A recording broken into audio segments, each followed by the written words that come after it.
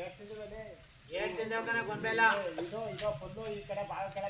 ಯಾಕಂದ್ರೆ ಎಲ್ಲ ಓದಕನ ವಿಗ್ರಹಗಳೆಲ್ಲ ಇಲ್ಲೇ ಮುಪ್ಪಾಗಿ ಈಶ್ವರನ್ ಕೈಯ ಪರಮೇಶ್ವರ ಈಗ ಒಯ್ಯ ಹೇಳ್ದ ಯಾರೋ ಸುವಾಸ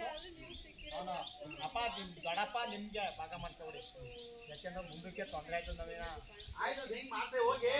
ಯಾರೋ ನೀನ್ ಬರ್ಬೇಕು ಓ ನಿನ್ ಮೇಲೆ